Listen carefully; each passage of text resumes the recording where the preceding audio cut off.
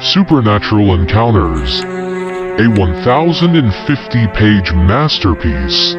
Join myself and Marcel Ryan the Revanchist as we take a peek behind the curtain in the Supernatural Encounters Interviews. Hello everyone, welcome back to episode 2 of Supernatural Encounters Interviews. Today we are honored to have Mr. Guillaume Ducos on with us.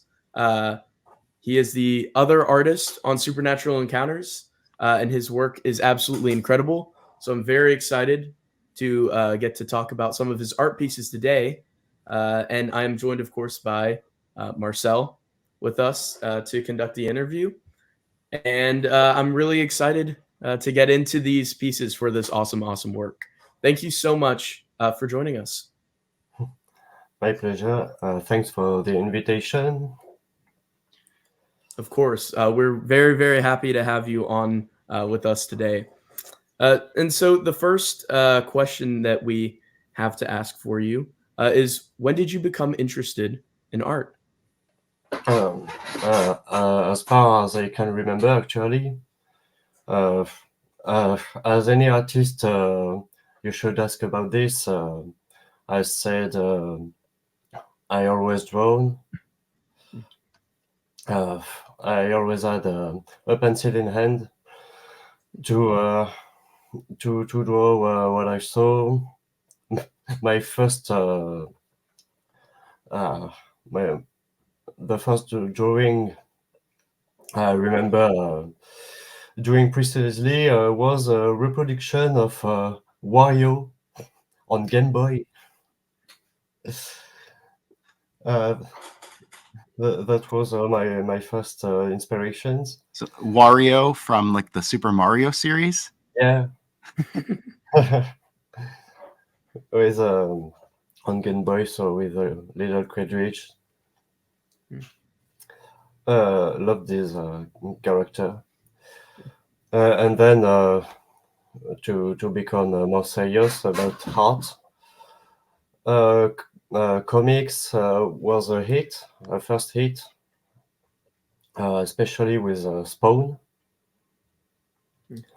I loved the black lines and the colors, the action, the dynamics of the picture. And so with this interest in drawing and others production, I went as a youngster in a municipal art class where I got my second hit with the surrealists, like Dali and Magritte. Yeah. And then I never stopped drawing, always seeking to make beautiful things. Yeah, and I mean, we have a lot of art to share with people today that Mr. Ducos drew. Guillaume, you mentioned the surrealists. Were there other influences on your art? Because I know before, I think months ago when we first talked to you, we talked about Jacques-Louis David. Yeah. And neoclassicism. Was there any other influence on your style? Yeah, of course. The surrealists was the beginning of my interest in art, and when I got into classic painters, I happened to discover Jacques-Louis David.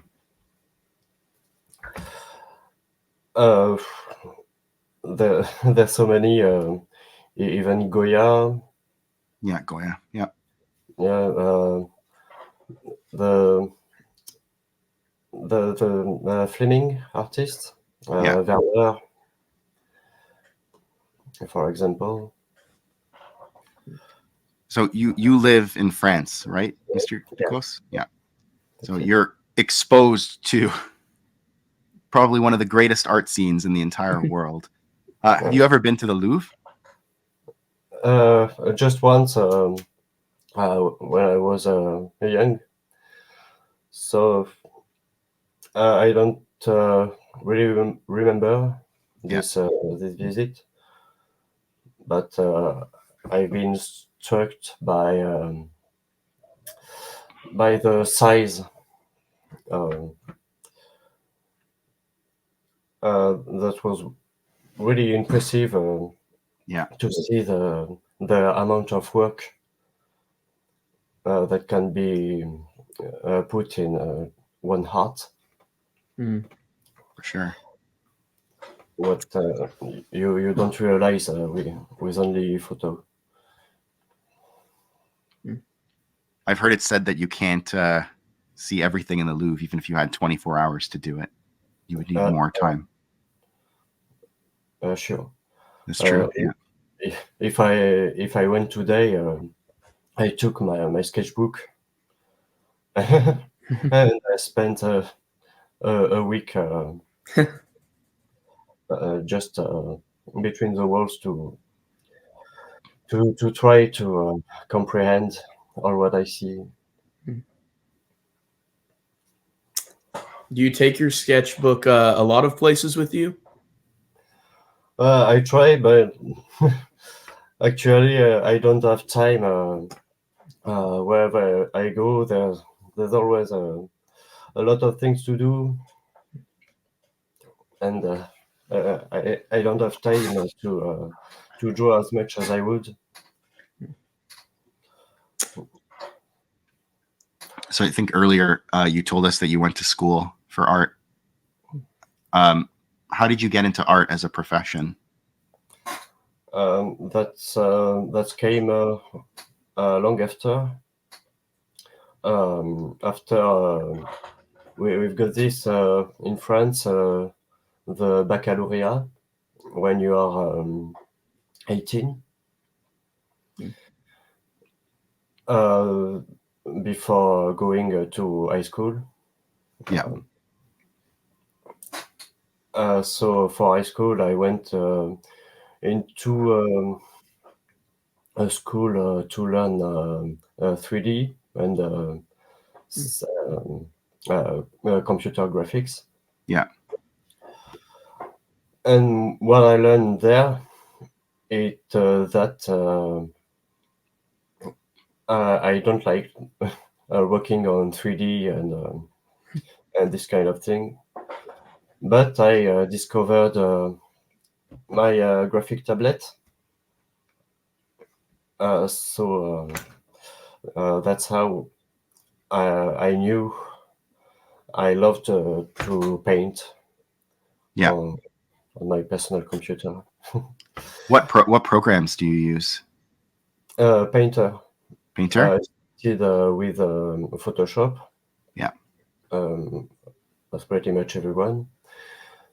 But with Painter, as the name says, you find the sensation of painting with realistic brushes. Yeah. The mix of color, all that. Yeah. Which is not so obvious on Photoshop. So there, and I finally left school. I spent 3 years studying the software and the masters. And I've been contacted for my first contract. Yeah, that was 12 years ago. Yeah. First contract, and then it came pretty naturally. Have you still enjoyed getting to work in art? As you said, you've been drawing since as long as you can remember. Are you able to still find a lot of enjoyment in your work? Of course, there is always something new to do, and I have to improve and deepen my own style. Yeah. always something to do, and the more I improve, let's say that, the more I feel there's more to do. How to say that? When you think you approach the line, l'arrivée. How to put that? Let me check. Yeah, the finishing line. Yeah.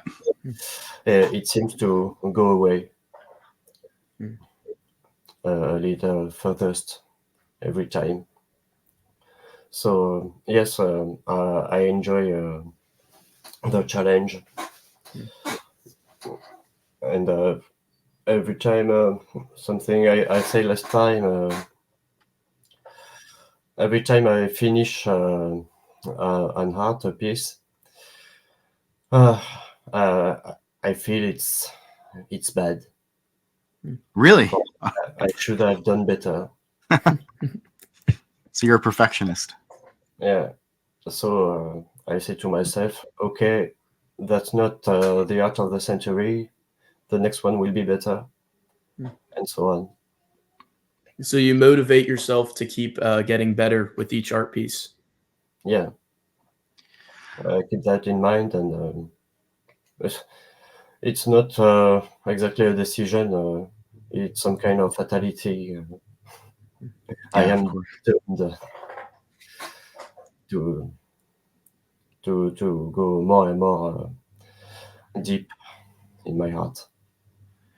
Is it difficult to go from sketching with your hand on a canvas or a sketchbook to digital art using programs like Painter and Photoshop? I've always wondered that. It's different. For me, I feel there are more pressure on a sketchbook because can't you can't make flows Right. on digital. You can really go à la prima. You put your colors. You don't think much. Mm. It's more Forgiving, maybe. 'Cause yeah. you could probably click undo. That's And it. yeah. Control Z. In the last couple years, we've kind of seen the rise of AI as artificial intelligence has started to do more things. As an artist, what do you think of this AI art that has started to come out? Are you concerned about it as an artist? Do you think it is obviously a pale imitation of actual human art? What do you think of AI art? Actually, and honestly, the first time I discovered Midjourney and the other, I can't remember. Anyway, I have been scared, really, because the first thing I saw as a new one is that in a couple of seconds, this tool could make a picture with a technique that took years, if not tens of years, for an artist to achieve. Mm. But after thinking a bit more about that and seeing more and more of this picture coming out, I realized AI style was recognizable. Mm. I mean, AI is a style in itself, Yes. and I think now yeah, pretty much everyone can recon an AI-generated picture. Yeah. So that's it now. It's a tool for artists. It can be great because for the piece in which we are not very implied, it can be useful to have sketches with a simple prompt. Yeah. A lot of sketches you don't have to do yourself, Mhm. and that can spare a lot of reference searching, which can, if it takes a lot of time when you have a lot of references to search. Hmm. So there, the AI do that in seconds again. And That's interesting. and for the competition, eventually, Mm. I think my generation, at least, isn't threatened because I mean, if you say to Magic the Gathering collectors, now the pictures on your cards will be done by an AI, they won't like that. You're so right. We some of us suspect that some of the new Star Wars covers on the books are for the Essential Legends collections are AI art, and that hasn't sat well with a lot of us. We don't No. like the thought that book covers could be AI art. And you were right about it being recognizable. I think that for most people, if you were to show them an actual artist painting an AI side by side, it has like this certain feel to it that human brains are just able to see right through. You mentioned that sort of AI could be like a tool. It could be used to help legitimate artists. Professional artists could use it as a tool to help them. Do you think that it will be something that artists going forward at university could be trained in? Do you think it's something that will be a known part of art, just that artists use AI to help them with sketches and reference material going forward? Mm, uh, honestly, I don't know. So some will use it a lot. Or others, like me, will prefer sketching by themselves. Yeah. Because the problem is the invasion. Um when the tool become more important than the person. I don't have an example, but that can be easily found, I think, when the technique, the technicity becomes more important than the art in um, in the sense of Warcraft. Yeah. Yeah. You've worked on Star Wars projects before. Mhm. You worked for Fantasy Flight Games for a source book called Collapse of the Republic. Yeah. What was it like working for Star Wars previously? Were you excited to get to work for a franchise like that through Fantasy Flight Games? Yeah, I working with Fantasy Flight Games was an excellent experience. Yeah. Sorry. Because I always worked with my art directors, with the some I knew, so they graded me well on each project. There was other license like Warhammer or Lord of the Rings. Yeah. So yeah, it was exciting each time, and I was pretty proud of working on Star Wars. As for the work in itself, it was pretty much as always. Like I said, the art directors always gave me a good guidelines. Yeah. And trusted me on what I would produce, which was helpful to make a good job. Well, that begs the question: as an artist, what do you prefer? Do you prefer better instructions or freedom? Depends. Okay. With this kind of contract, I like to have a good art direction. Yeah. Because I don't want to mess up, especially with universes like Star Wars, Of course. which are really codified.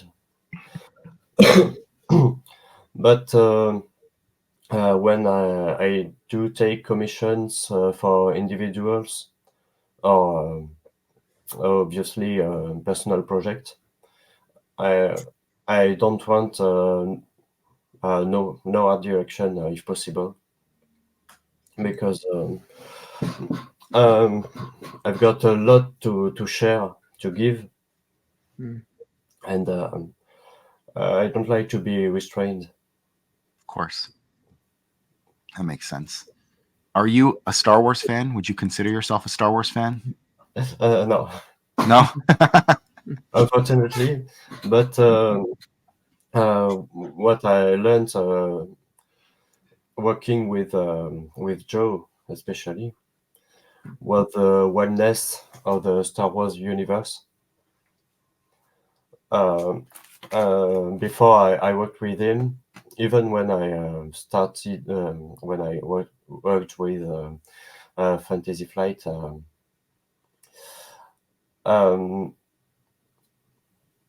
the vision I had of Star Wars was the movies. Yes. With I knew that there was another Republic here.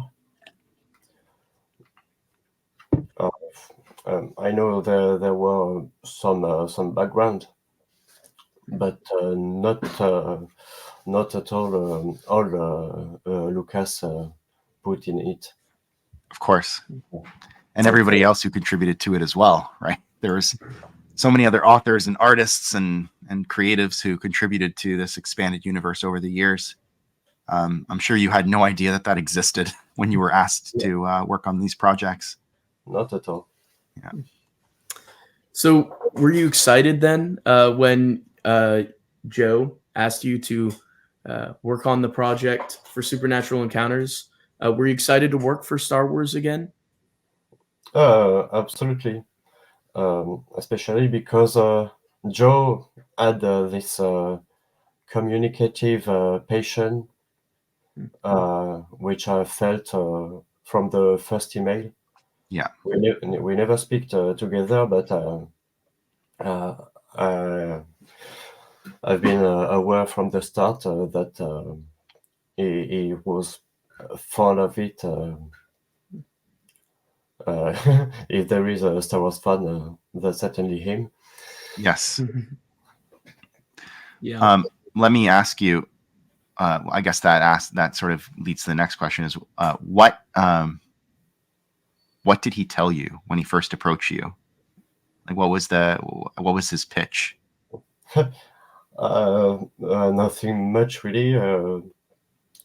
Certainly that he liked my heart. Yes.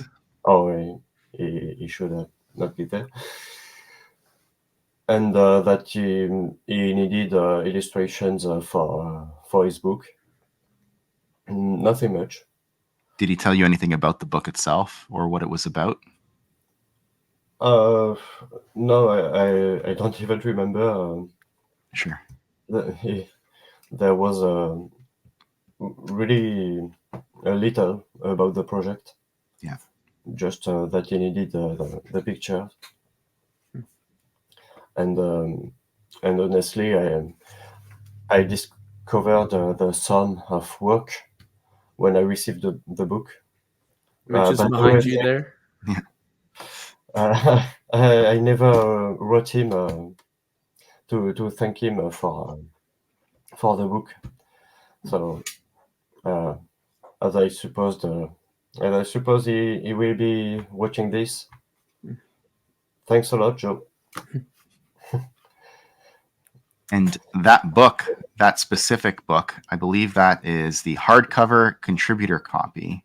Mm-hmm. That's it. Yeah. Yeah. And I'm going to actually share that picture because that picture is something that you drew, the book cover itself. Yes. Here, let's put that up there.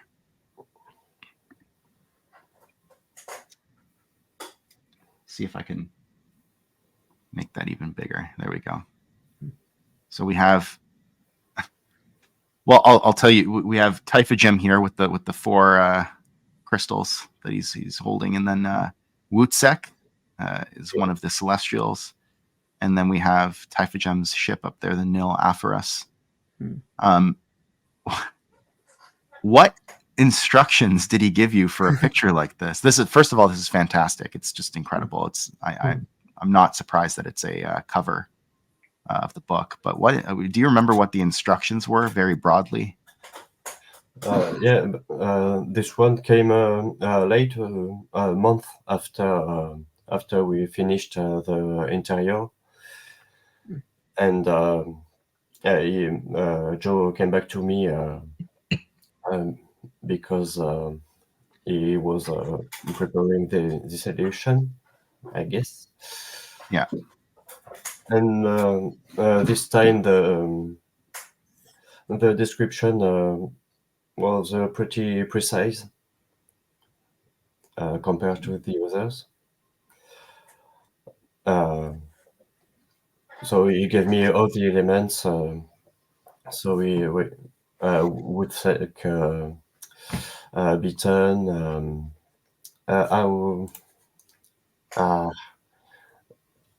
How do you call? I can't remember the bad guy. Wutsek is like what, like bubbles? Yeah. Yeah. So you said he gave you a lot of instruction, but look, for example, if you really zoom in, you'll see they're almost like skulls on the left-hand side, like in this area right over here. Yeah. Was that something that he told you to do, or is this just sort of your artistic license at work? No, for this, he gave me some references and Okay. just told me we had to see the armies of evil. Yes. So as we were in space, I thought of nebulous clouds. That's Yes. it. Yes. Yeah. In which I put. I wanted the armies to take this shape. Yes. With the details to get the feeling. This is fantastic. Like if you look at all the detail on Typhagem, this gentleman, his body, for instance, this is like almost like a classical, like Renaissance piece of art, right? You look at the detail on the legs and the muscles and the abs and the like you see that kind of thing in museums, right? It's quite good.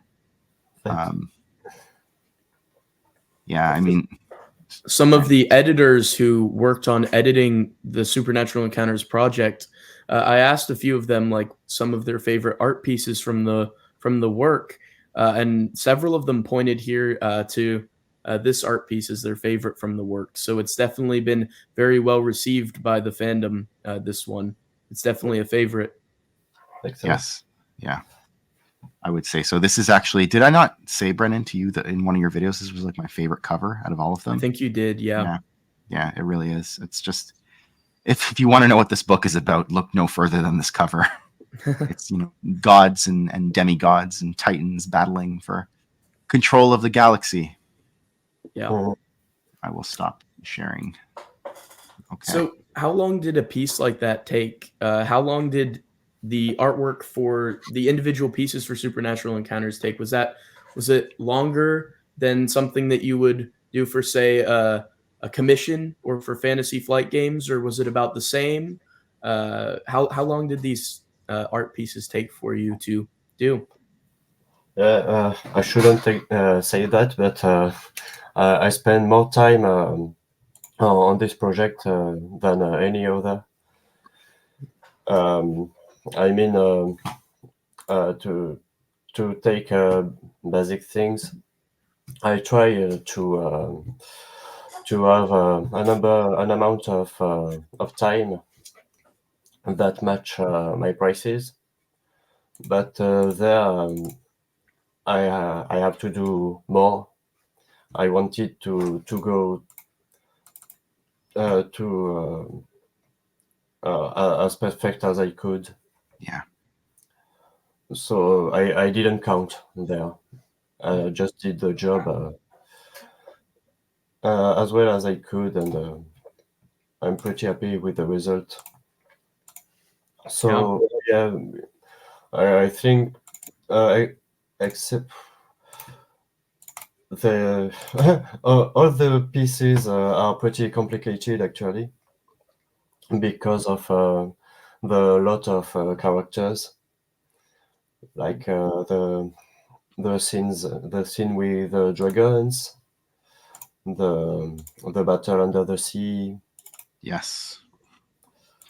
even the ancient ones. Let's share the ancient ones. We can take a look at that one. Yeah. Yeah, there, for example, it was about a complete illustration for each character. So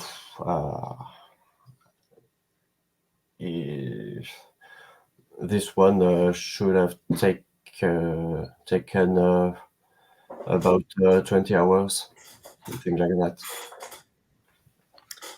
It's definitely a really, really awesome piece for the work. It like the last one that we showed. This is very representative of what the work entails with all of these kind of mythological deities and gods of the galaxy. I love how distinct each and every one of them is from each other. I was going to say that.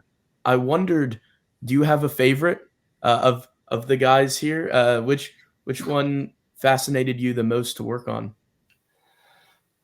Again, I can say, as you said, they are all so different.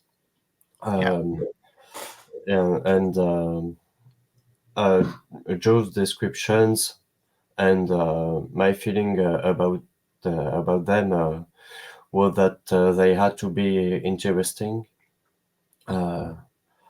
each in their own way. So they are. I mean, like, look, you have here this one in the blue on the right hand side. There's a bit of a Gothic style, and then you go down to the green. There's like pagan style, and then you have almost like a sci-fi style with the black monolith in the back for this guy right over here, the gray guy, and then going down to the purple, you have more of like almost like an Egyptian style, and then you have like a Lovecraftian style up here in the yellow. This one in the red, though, I think this is Sithlan, if I'm not mistaken, Brennan. Yeah. This almost looks like something you'd see at a, are you familiar with, he's deceased now, but Kentaro Miura? Excuse me? Kentaro Miura, he did Berserk. Yeah. Yeah. Totally. Yeah. This looks like it could be right out of that. This is so interesting. I should have been inspired, yes. Yeah. I get what you say. Almost like something like out of Clive Barker too. You know, you think of like Hellraiser. Mm. Yeah. Probably, yes. So Joe would have given you a lot of description for what he wanted to see on for each one of these, I assume. Yeah. Yeah. About the attribute they show. Yeah. He had a lot of idea on the description. For example, for the yellow one, he wouldn't have a face. Yes. So we tried many things before coming with the mask and the fabric. But first there were no face. Then what did I do? Yeah, he could show that. Like so.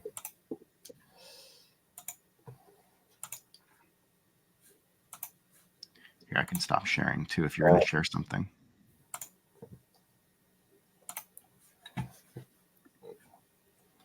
So there, on the first one, I just Yeah. erased the feature of the face. Then he wanted the fabric. So yeah, more like horror films. And then we came with a mask. And then you darken that fabric. It's like almost, it like looks a little black, right? Yeah. In the final product.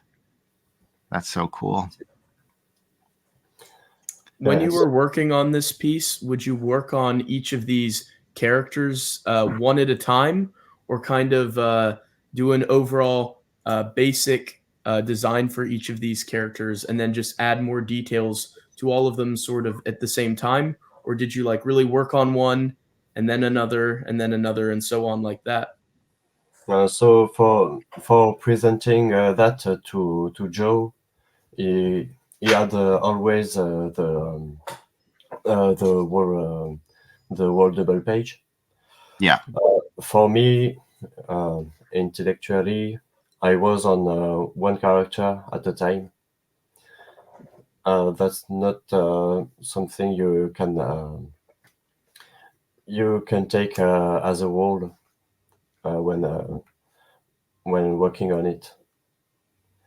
Even if by times you are forced to do that because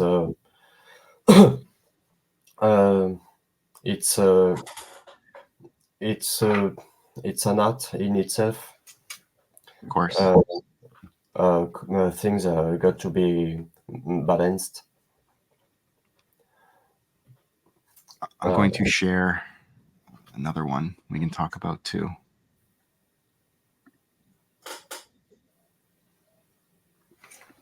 You mentioned this earlier, the sea battle. There we go. A couple of these creatures that are in here are previously established and existing species from other material. Did Joe give you any visuals for these seal guys down here on the right, and then the tentacled guy were from some old source books? Did Joe show you any examples of how they had previously appeared? Yeah. Actually, yeah. For this kind of scenes, he just told me more or less we are under the ocean. There are the good, there are the bad.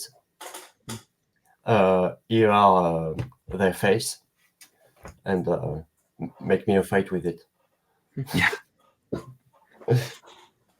Well, I mean, you did a great job. It looks like an all-out brawl, just like complete chaos and war. That's it. That's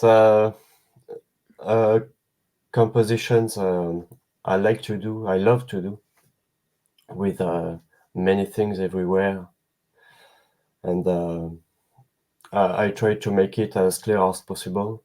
Yeah. Along with filling all the blank. I don't love blanks. Something like Aurore Vacui. I love when everything is filled with details. Yeah, I So- remember when. Oh, sorry, I apologize. I interrupted you. No, just to say, I take a lot of fun making this. When we had spoken a couple months ago, we had talked about your art style compared to Mr. Cold's art style, and I think we had all agreed, Brennan and I, that they complement one another, but they're very distinct because your art style, I think, is more defined, right? You have clear edges, almost like that neoclassical style that we talked about earlier.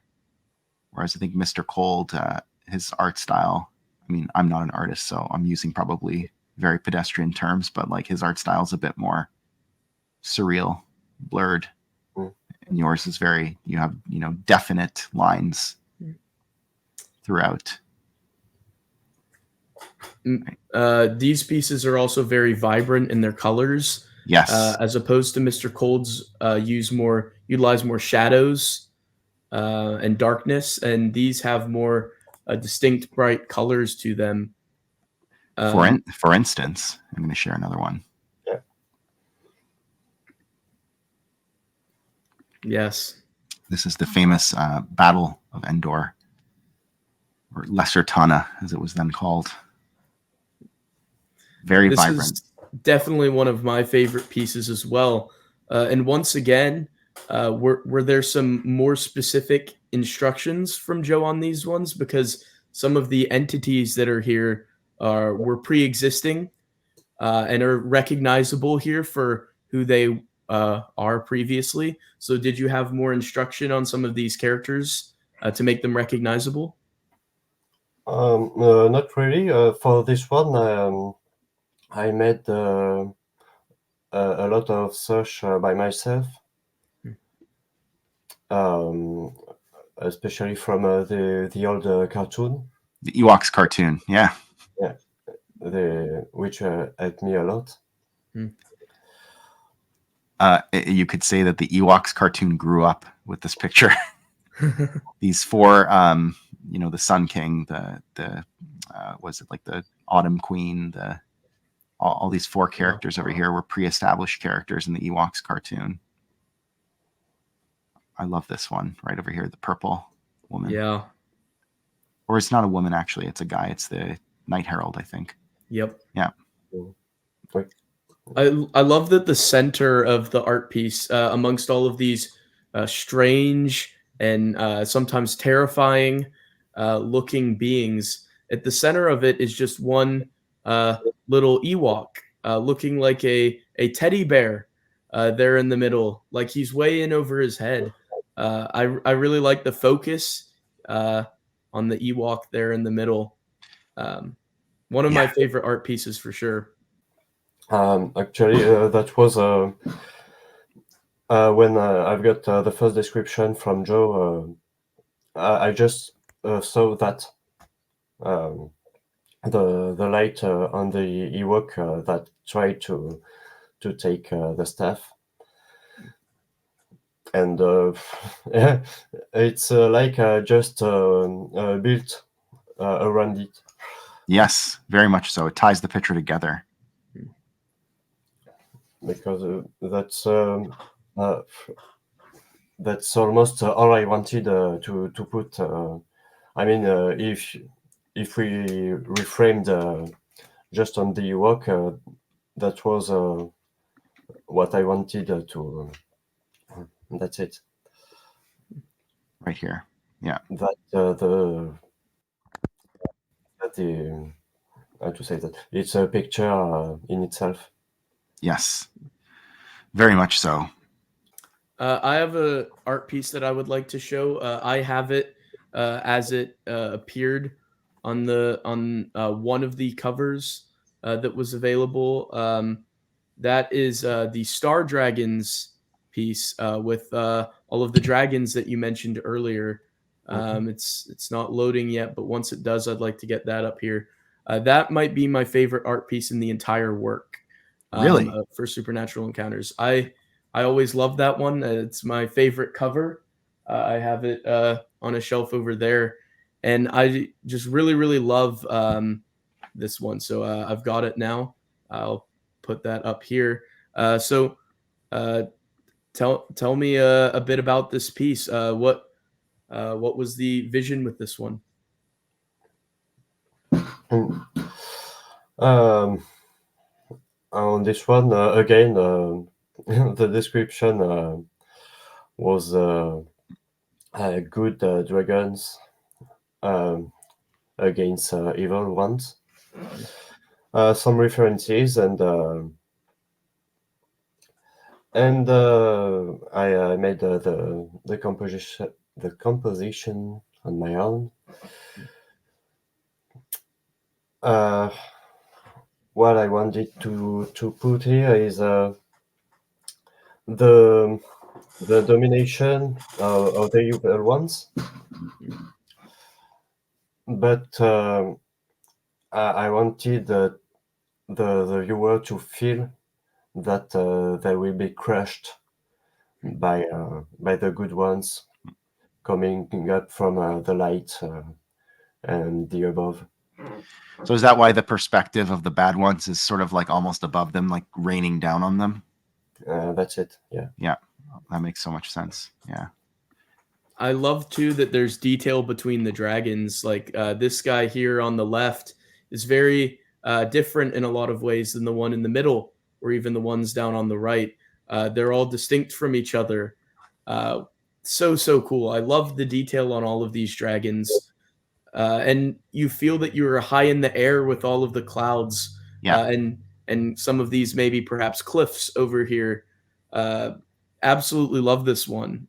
It's really beautiful. Thanks. This looks like it could be the cover of a heavy metal album. Just dragons fighting each other in the sky.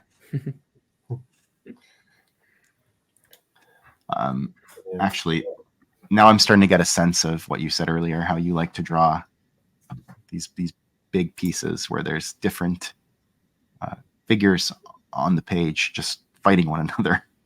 I think I have another one that I wanted to share. And this is from actually one of my favorite chapters in the book.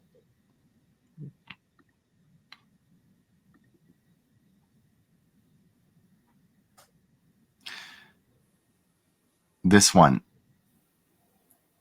I love how did you decide the color of the back? Like the monsters kind of almost blend into like that big citadel, and then the sky complements the color of the background, but like the colors are more earth tones in this one, right? Like very kind of sandy, almost dune like earth tones. So how do you go about deciding like the color of a composition? There it was a question of balance with and contrast with the boss. How it is. This cis sorcerer over here, this guy. Yeah. This guy. And I must have been in contact with Patrick J. Jones' art at the time, and I've been struck here again by his color gamut, and it influenced me there. But personally, what I wanted to do is that the feeling of the earth, some brutality, no concessions in the background. I love on the right of this art piece, this little green alien guy there. I believe the species is Critokian, if I recall correctly. Of course, you know that. pre-existing alien there. Love this little guy. Love all the details on him. And I really love that in addition to all this battle going on, I love how the perspective of this one is framed with the guy that we were focusing on a minute ago on the left is sort of in the front stage, and he's got like a different color than everything else. Yeah. That immediately draws the eye. I think it's done very excellently. I love the eyes and the mouth. Look at that. It just Yeah. it conveys so much emotion and rage and anger and disgust all in one. But I also wanted to point out this is a space opera that we're dealing with. Star Wars is a space opera, but this is a land battle, and so you have, instead of blasters, you have land battle weapons. Like this guy down here has an axe. Is that something that you put in yourself, Guillaume, or is that something you were instructed to put in? If you can remember. I put that myself, and Yeah. Joe should have been happy with it because he didn't tell me anything. Of course. Actually, I didn't even think of putting blasters or laser weapon. It came just naturally to have melee weapons. Yeah. And, Yeah. Something ancient. It's almost more brutal that way, because you see, like, even over here in the sort of background, there's this guy who's about to swing this club, and this guy, the purple guy or pink guy, is using his claws, and it's just completely brutal compared to, blasters, which are a little cleaner and precise. People are just fighting with their hands and claws and talons and cudgels and staffs. I love it. It's truly awesome. Another art piece that you did that Marcel can put up on the screen that was done kind of after Supernatural Encounters Yes. Was a commission piece from one Mr. Eddie van der Huygen. Sorry if I'm mispronouncing that. He is a huge Star Wars fan, has been collecting for many, many years, and had a character kind of named for him in the book. And he reached out to you to commission an art piece. And we were talking before the recording, and you said that it was one that you really enjoyed to do. Would you please mind telling us a little bit about what you enjoyed about working on Eddie's piece here?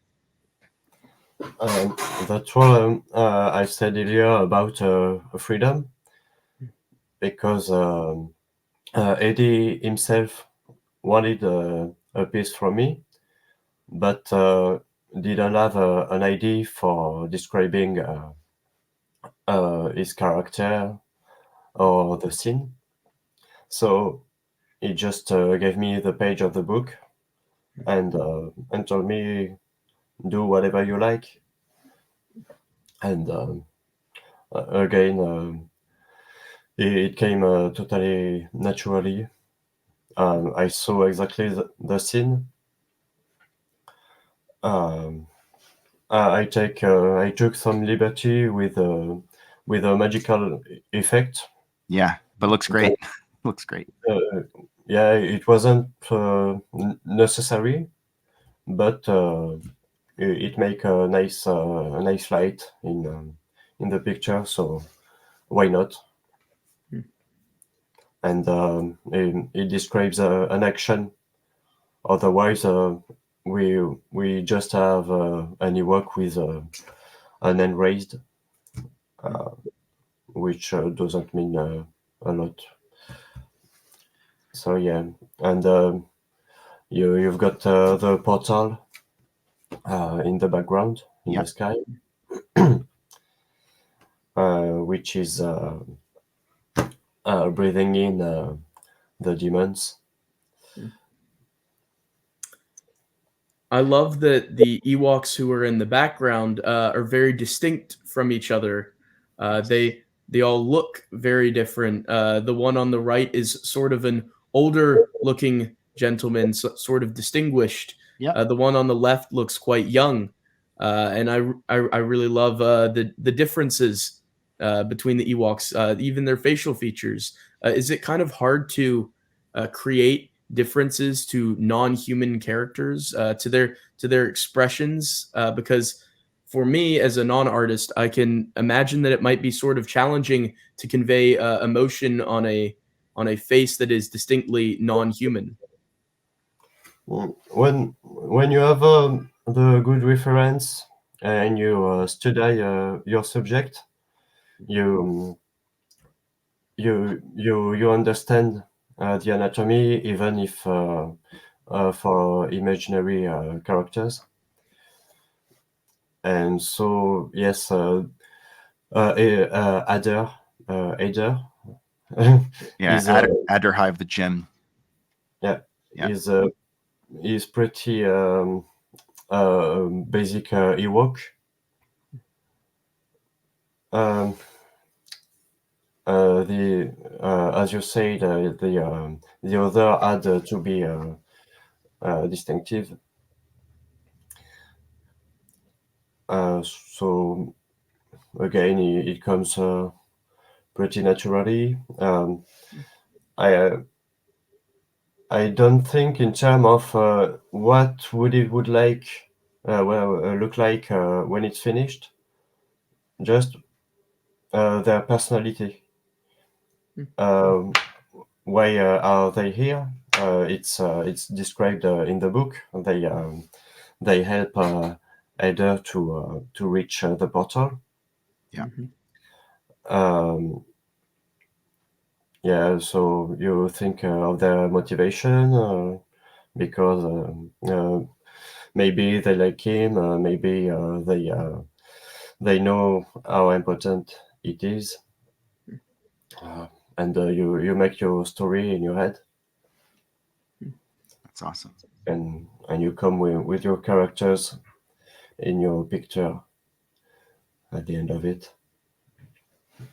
I love the detail here. You see that Adderhive, his clothes are stitched together, and the fur around this tunic that he's wearing, and the black belt, and then these tokens and fetishes that he's wearing around his neck of dead animal bones, and just everything is just so well detailed. And even here, the detail that you put just right under his arm looks like you could see that the fabric is straining as he raises his hand up.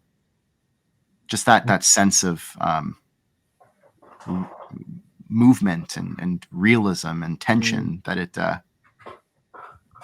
gives is just so impressive. So impressive. I put a lot of intention on materials. Yes. I shows. want the viewer to feel in which in what it's made, what it is made of. It's a super terrific piece, and as Eddie posted a picture of himself with the canvas with the printout that Joe put on his website, and it's really really awesome to see. Here it is, printed out there on the canvas, which is really really cool. Yeah, I would get it printed out and framed too if I were, him. That's just such an incredible piece of art. Look at that in profile. It looks so good. Were you surprised when Eddie approached you about it that there was people who were hoping to get further supernatural encounters related projects done even after you had completed the work for the book? Were you surprised that there were people coming with that? And I imagine that there will maybe be some more requests in the future from other fans. Do you perceive that you'll be ending up working on supernatural encounters related art perhaps long after you completed work on the book, maybe? Yes, I've been surprised because before actually before receiving the book, I didn't even imagine how big it was. And so I understand now that many Star Wars fans can find something in this book Yeah. Yes. Yes. that talk to them and inspire them. Hmm.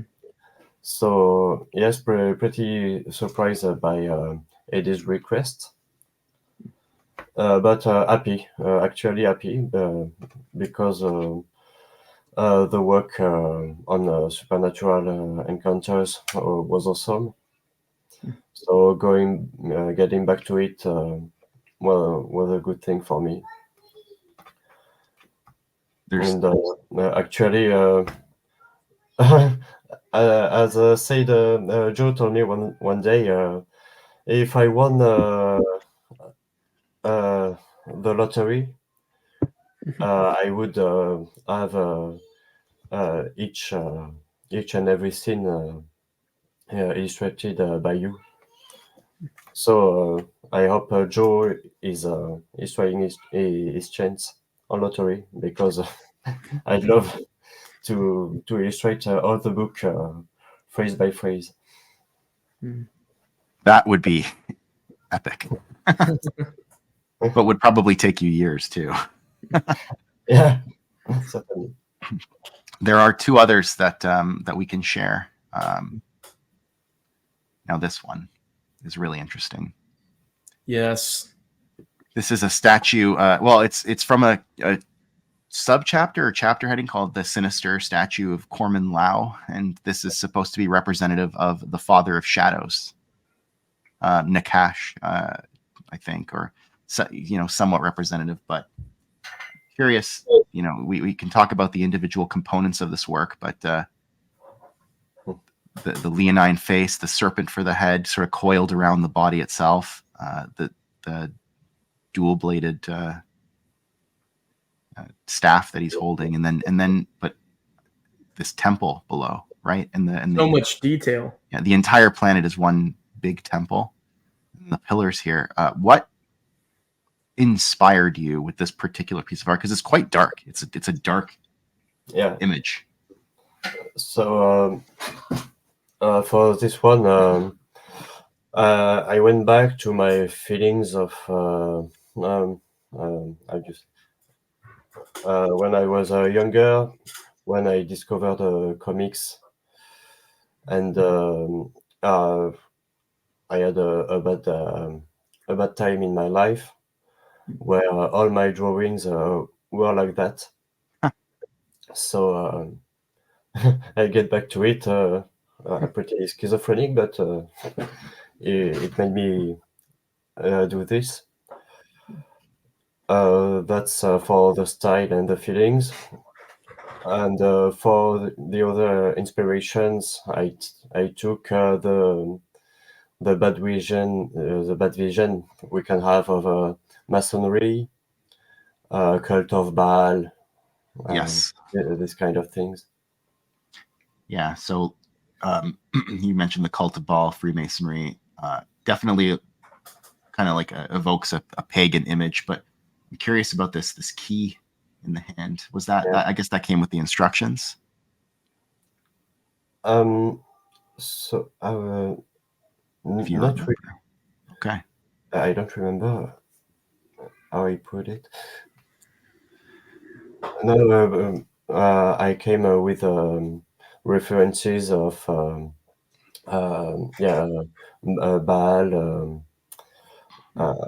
the other Assyrians demons. Yes. We have to talk about the four wings, because there's another picture which I'm actually want to share. I don't think this is one of yours. I think this is one of Mr. Cold's, but this is what I talked about earlier in terms of the two art styles complementing one another. And I'm going to throw the Father of Shadows picture back up, but let me see if I can find it. Yeah, I found it. Hold on. Continue tab. If you can throw this up, Brennan.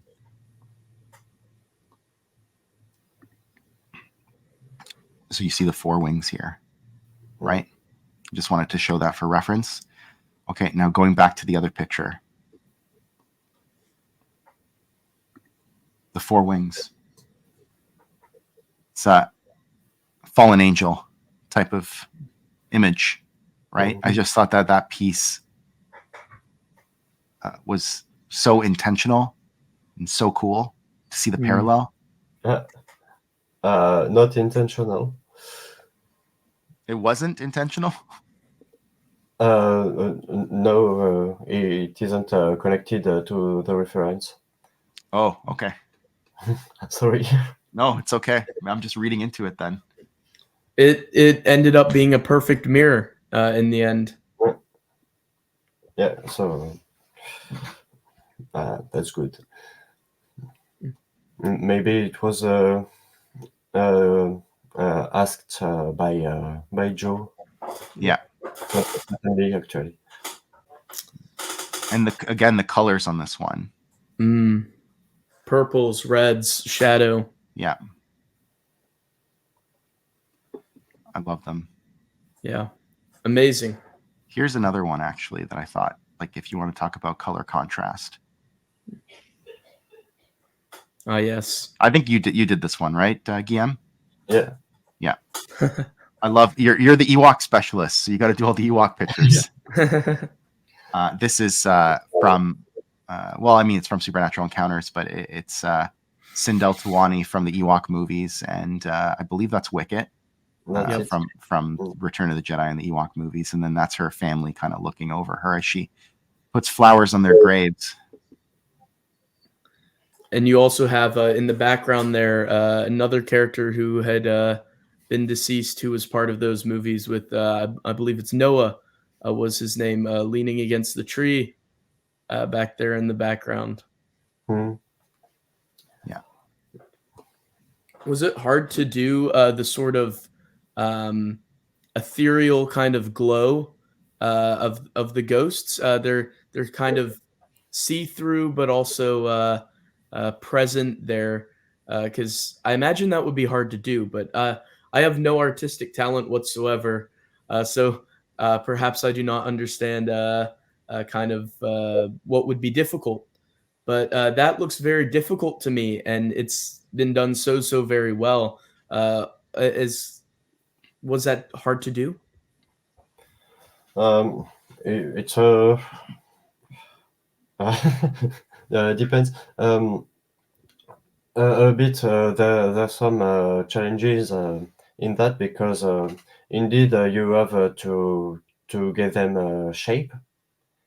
They must be palpable. But as you say, you can you should pass through them. So it's a balance between opacity. You have to paint the background. Yeah. With different colors. Yeah. That's pretty much that. And some parts can be let me find the word. Some opaque. You can't see through everything, or you just have some overprint that is pretty ugly.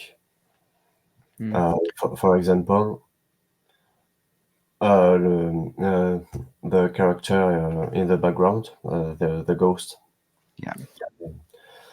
against the tree is almost not transparent at all. So after that, I should talk technique, but that's not the point. Did you have any sort of reference material for these characters as they had been in those old 1980s Ewoks films? Did you have references for what some of those characters look like? Yeah, I took the individual photos where they appear. Yeah. Oh. I just want to point out this detail here. The gravestones, the grooves, they just look very realistic. Mm. You know, like it's just a nice detail. Sorry.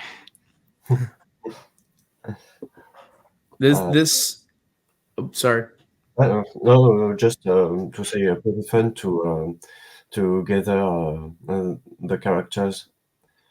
It was as I said, I'm not a Star Wars fan, but it was pretty moving to work on this one. Mm. Yeah. And, as always, I try to put me in the scene.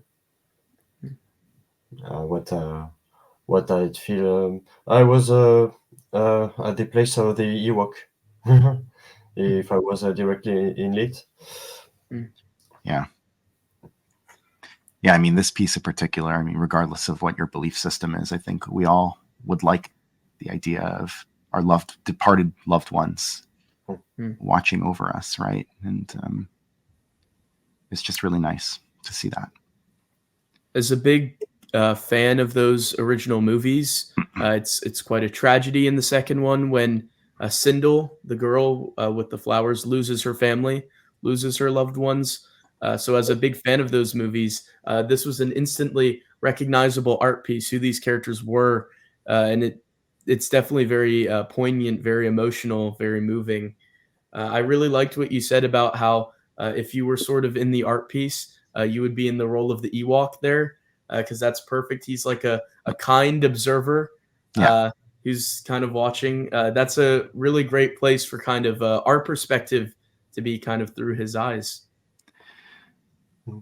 I will share, I think, one of the final pieces, or maybe even actually the final piece that we wanted to talk about with you.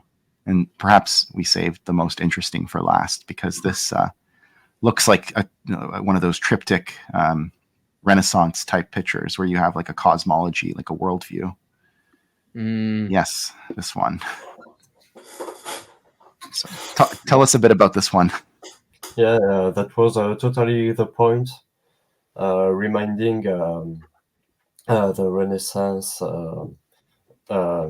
religious pictures. Right. With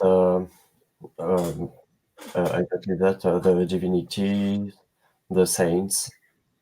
We've got Lucas above left. And above again with as an angel. Oh, of course. Yeah. Wow, I didn't even notice that. That's so cool. The other two, I can't remember because.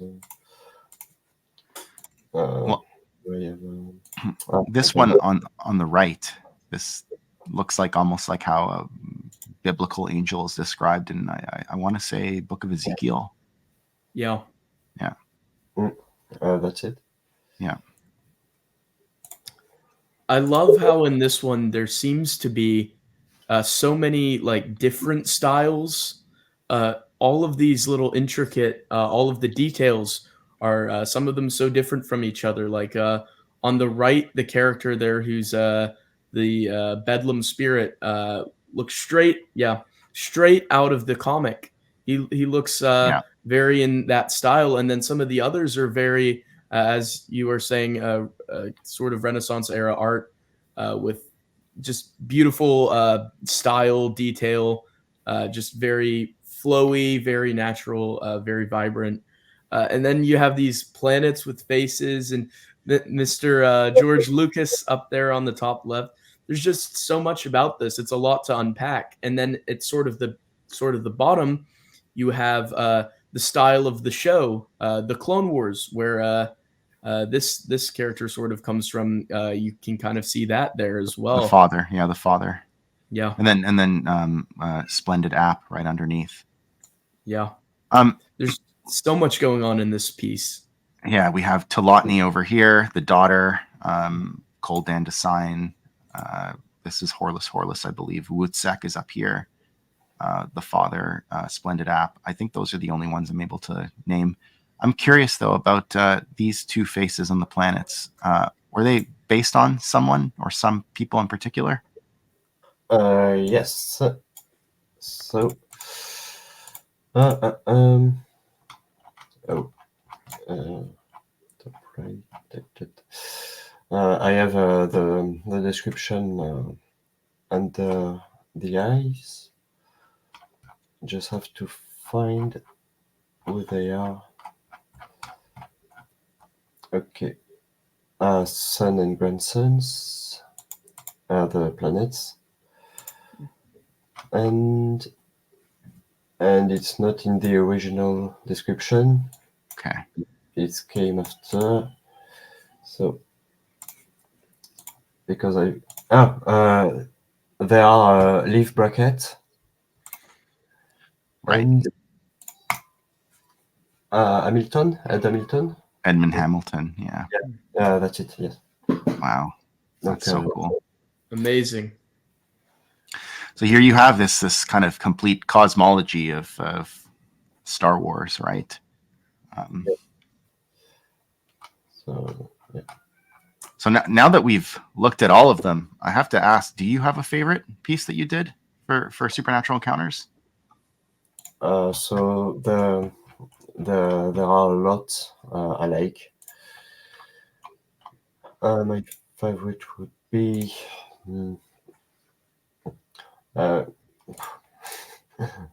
because they are also different. They all have qualities. Really, if I had to choose. And I just want to clarify, we didn't look at all of his art pieces in this book. We just sort of picked up a selection so that we could give people an idea.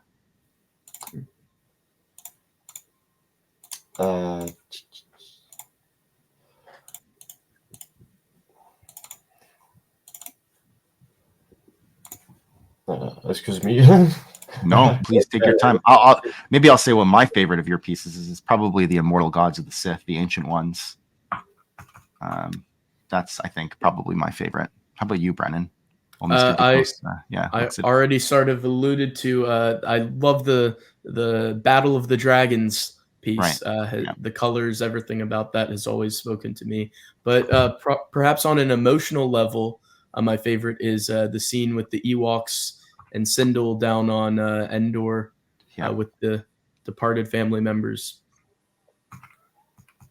Yeah.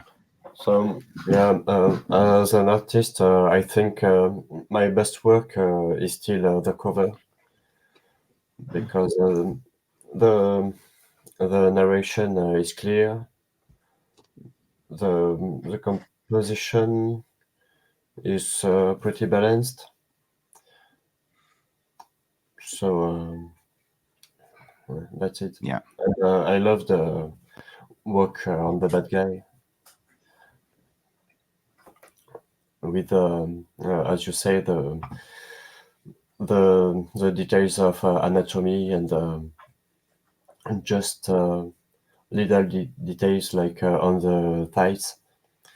Yes. And right here. little scales without putting too much texture.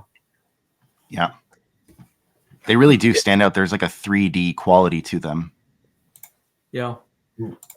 And that was enough. So a good, efficient work there. Yeah.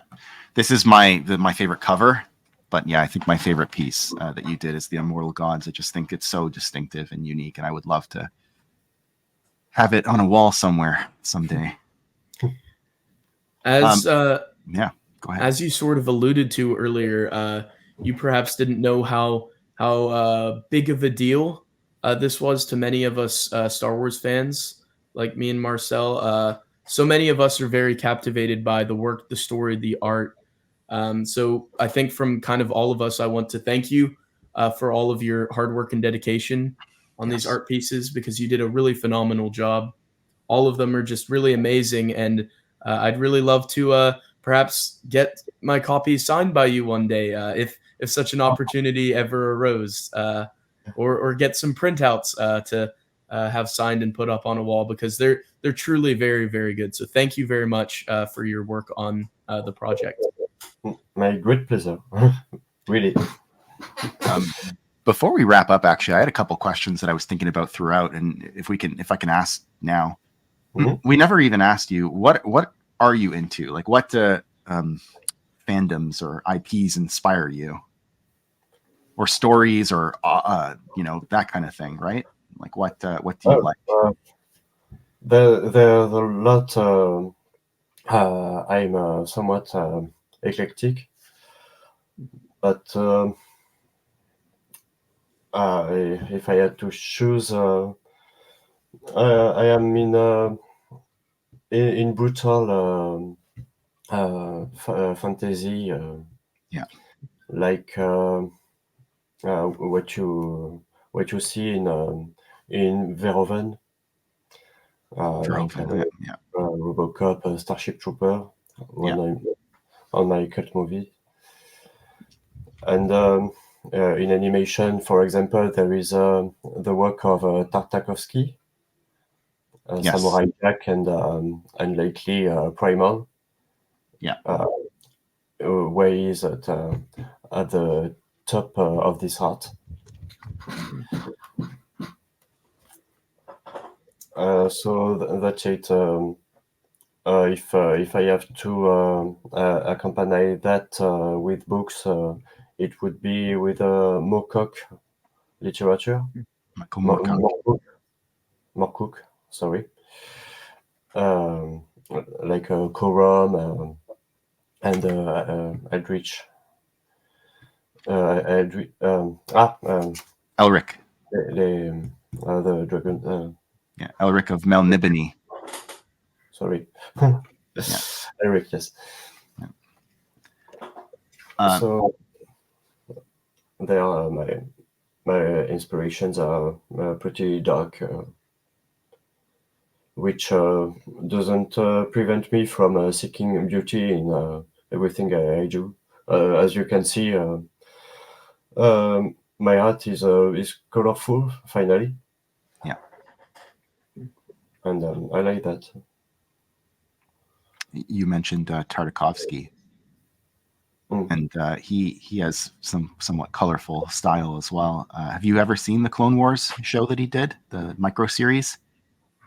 Can you repeat that, please? Yeah, Genndy Tartakovsky did Star Wars, Clone Wars, micro episodes. Yeah, it was him. Yes, just some episodes. Yeah, I never had the occasion to follow the stories. Yeah, but yes, it was pretty nice. Yeah. How can people reach you if they want to reach out and commission a work? By my email, simply. I am not too much on social media. Yeah.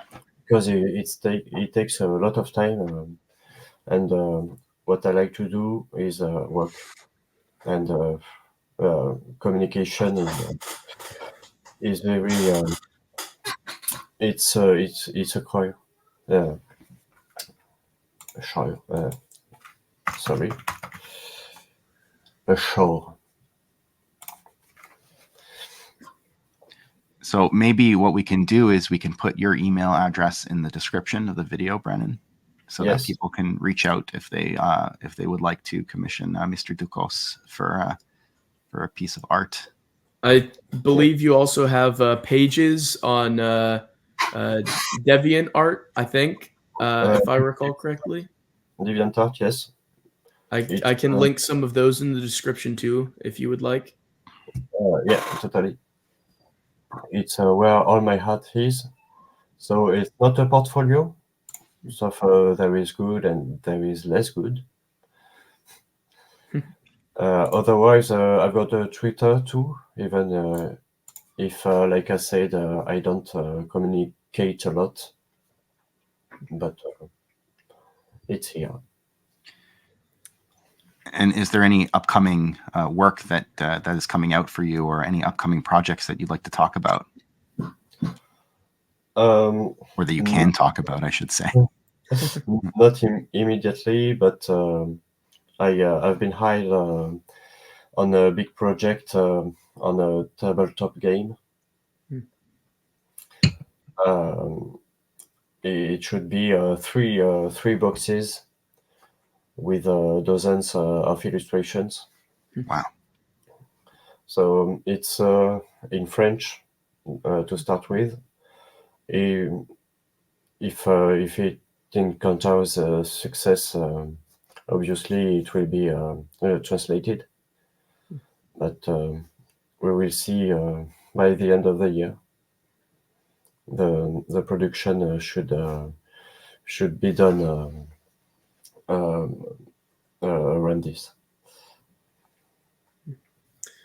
Well, thank you so much for communicating with us. You said that you're not always as present or active on social media, so thank you for receiving us when we reached out to you, and for the constant communication between all of the work that you do and are doing, to take the time out of your schedule to sit down and talk about all of the amazing art pieces and supernatural encounters. So thank you very much.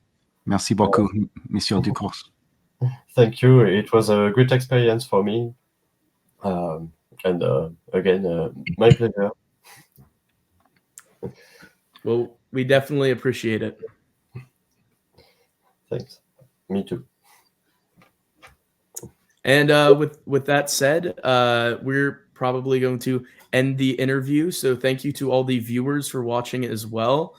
And there will be linked in the description, as mentioned, some places where you can go and look at Mr. Guillaume Ducos's work and art pieces, portfolio, and all of that.